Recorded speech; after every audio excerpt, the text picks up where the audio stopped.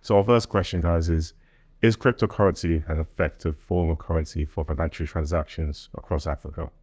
So after this question, because we've seen the surge in terms of individuals, businesses, corporations using crypto recently. And I'd love to know and get your thoughts on, do you see this surge increasing? Why has it taken place? And what do we expect in the future? Shantelle, happy to start with you. I think it's a really good question. I think we should also maybe think about the framing of it as well, because financial transactions don't exist in a silo in itself, right? Yes, we transact within the continent, but a lot of money flows between continents.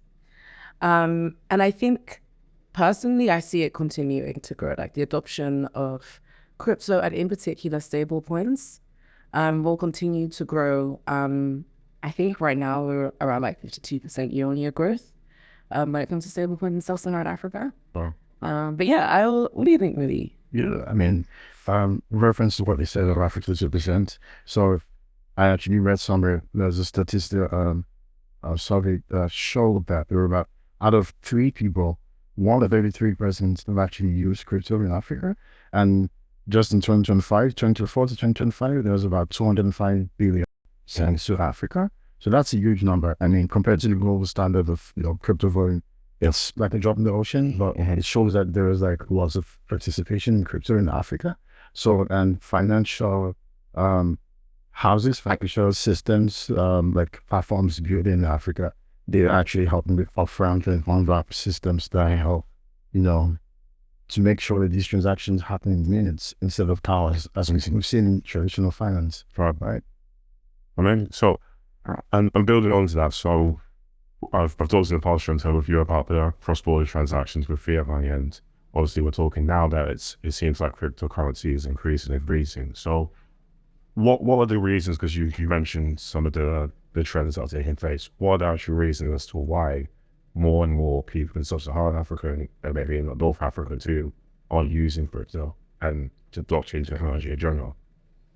I mean, I'll touch on a few and then pass over. But I think if we speak about remittances, with stable coins and blockchain technology, you get T0 settlement. And that means that you get the money the same day. When you think about sending money in the past, it will take days. Those wire transfers take ages, right? Yep. And they're also super expensive. I think the average fee cost is 9% for a transaction. In the normal fiat world. But when it comes to blockchains, that number is slashed by more than half.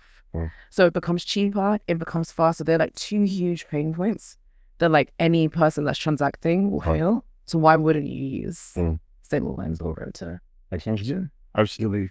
Right. So basically, I've tried sending money from using Western Union and any of this system, and it takes 3 to 5 days, sometimes 7 days. And if there's any problem, I mean, it'll take you maybe 2 weeks to get it rectified, and that's absurd, right?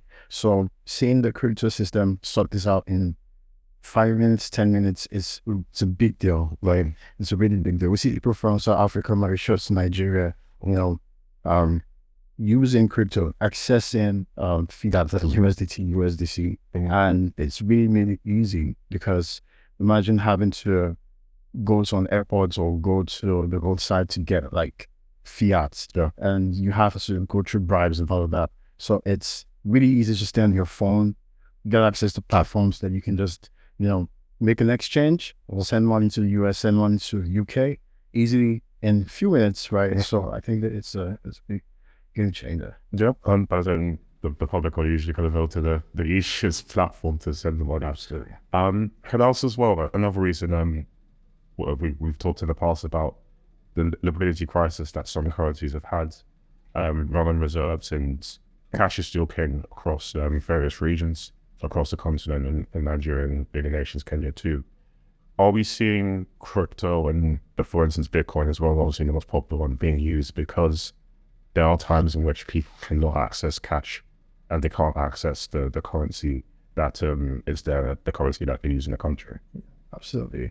So I think it was, I'm not really sure about the year, I think 2023 back in Nigeria, there's a time when dollar was really scarce, and then it returns to USDT, USDC, and the government actually encroached on everyone. Like, this is the reason why the dollar is crashing.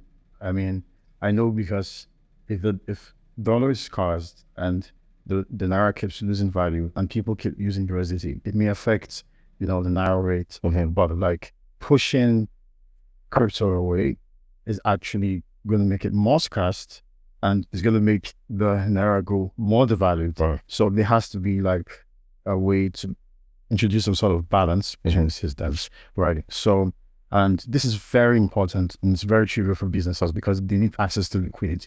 I mean, if I get my stuff from China, or I get my stuff from the West, right, or from any other continent, and I have to rely on USDT, I have to rely on fiat. So it's important to have access to these platforms that actually do on-ramp and off-ramp, because naturally, some guy named Wu Sheng in China, he doesn't have any business with USDT. Well, if I can use an on-ramp and off-ramp platform, they can actually take my Naira, convert it to USDT, and convert it back to yen and send it to Wu Sheng. Right. And so if we don't have these systems, then I'll have to bribe my way to an airport and get some pounds or some yen, right? And that's absurd, because you're actually going to pay 5 times the value of what you're trying to get.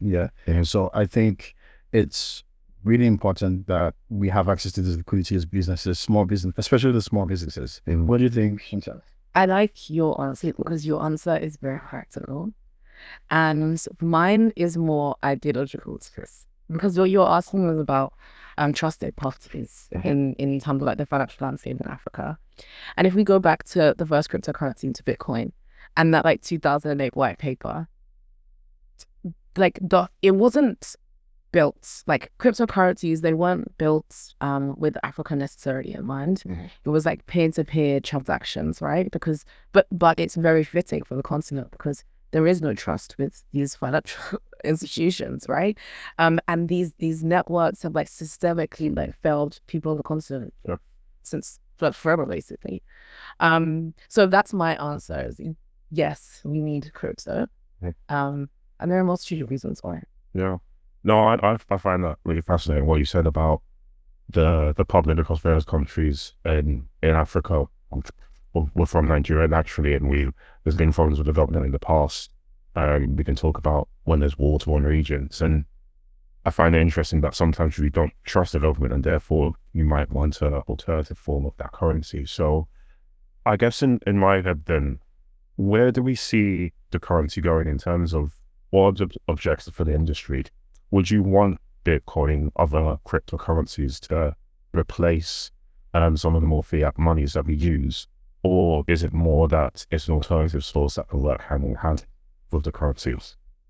Yeah, so I think it's an alternative source, because, I mean, I've seen lots of people go, oh, I only spend Bitcoin, I only spend...